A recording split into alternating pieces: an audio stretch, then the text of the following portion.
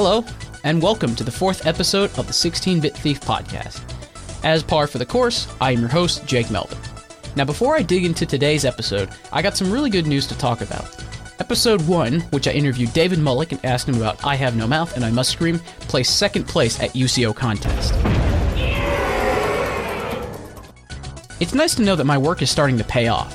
They said that what I need to work on the most is tapering off at the end of each sentence, which, to be fair, is really kind of my fault because I just do that naturally.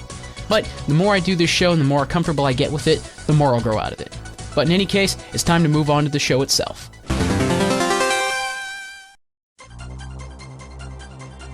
One of the most interesting things about video games is the journey you can take when you expedition outside of your comfort zone or area of expertise.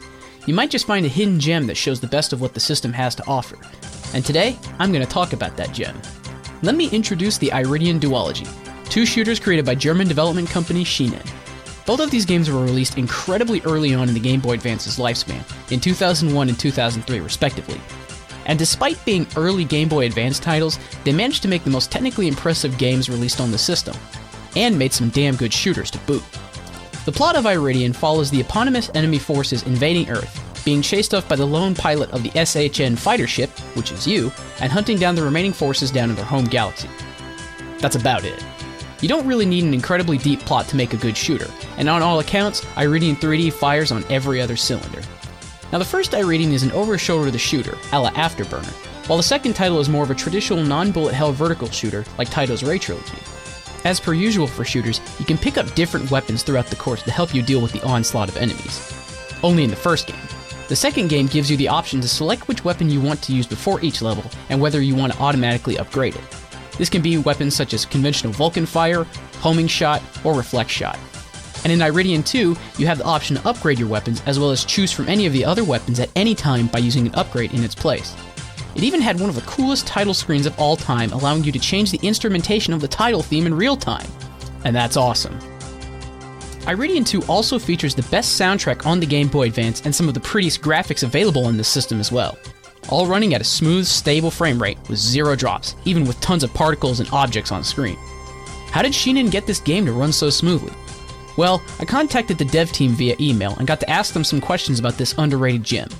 I've wanted to know more about this game since I first played it back in 2004, and now I'm finally getting my due date.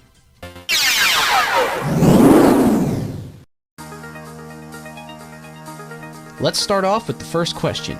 Iridion 3D initially began life as a Game Boy Color game from what I saw back years ago on IGN before it was cancelled. Was the game cancelled due to the impending release of the Game Boy Advance? Well, according to Shinen, they said that the first iteration of the game was available on the Amiga 1200. They restarted development of the game on Game Boy Color, but that was just more of a prototype than a real game. When the Game Boy Advance came out, that changed their plans. Second, Majesco were the publishers of the Iridion duology in North America, similar to how Capcom published Gigawing and Mars Matrix by Takumi. I've always wondered, were there ever plans for an Iridion 3, and did they never come to due to publishing issues? Well, according to Shinen, they said that they never had such plans to make an Iridion 3. Third, the Iridion duology has some of the most beautiful graphics seen on any handheld. How is Shinen able to make the game so pretty and remain at such a stable frame rate? Shinen began development as demo sceners, and their background were 8-bit and 16-bit home computers like the Amiga 500 systems. They maintained that spirit when starting development of the game on the Game Boy Advance, and the Game Boy Advance to them felt like having the power of multiple Amiga computers at once, so it was never really a problem for them to get their ideas running at 60 frames per second. Number 4. Iridion 3D has gameplay similar to Afterburner and Solar Assault by Konami, but Iridion 2 is a more conventional vertical shooter. What was the decision for this change? Shinen felt that the 3D look was an eye-catcher, but the gameplay wasn't that great with such a perspective. For Iridion 2, they tried something that was a mix between a 3D game and a 2D game, which allowed for much more focused gameplay. Fifth, and perhaps the most important one for me, Iridion 2 has easily one of the greatest soundtracks composed for any game. What inferences did Manfred Linzner take for the music? The Iridion soundtrack was influenced by the typical Japanese arcade machines of the late 80s, such as R-Type and Space Harrier, as well as the soundtracks of Vince DiCola. The GAX sound engine, developed by Bernhard Wodak and Manfred Linzner, shaped the unique sounds of the instruments. GAX used wavetable synthesis, which was rarely used in game audio the way that they had used it. It allowed the game to have a lot of music in only a tiny amount of space on the game cartridge, because most songs in Iridion 2 only used about 6 channels for audio and 2 channels for sound effects. A typical song in Iridion 2 was around 30 kilobytes in memory, and all the songs shared the same sound set. Question number 6. Iridion 2 has the whole selectable and upgradable weapon system, as well as satellites. Both the weapon system and satellite system bear similarities to Treasure's Radiant Silvergun and ICOM's Viewpoint respectively. Did these games have any influence on Iridion 2 at all? Well, Shinen states that it is hard to say where such influences came in from. They don't think they knew Radiant Silvergun at the time, but they did love the graphics of Viewpoint, stating that they loved the slick rendered look. Question number 7.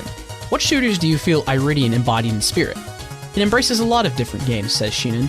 From Space Harrier to R-Type, mostly the games that were hot and popular when they were teens. And the final question, what is the overarching game design philosophy over at Shinen? When they started developing games in the late 90s, they designed games around the limitations of the platform they had available. The graphics came first and foremost. But that focus shifted in the past decade, because now they focus on the overall feel of the game and then the gameplay. But they still love doing new graphic styles for every single project they do. 貴様らにそんな玩具は必要ない。 Well, that's really all I have for this week's episode, but I want to thank the development team at Shinen for answering some of the questions I've always wanted to know. It was really good to finally get some closure on them. And honestly, I'm really sorry that these episodes are as short as they are, but I don't want to drone on for a long time, and you don't want to hear one guy talking ad nauseum. You can get tired of it real quick. But be sure to check in for the next episode in which I get to interview developer Koichi Yatsui, director of Strider, Moondiver, and the delightfully weird Osmond. I hope you enjoyed this week's episode and were able to take home something new and interesting this time. But until next time, this is the 16-Bit Thief, signing off.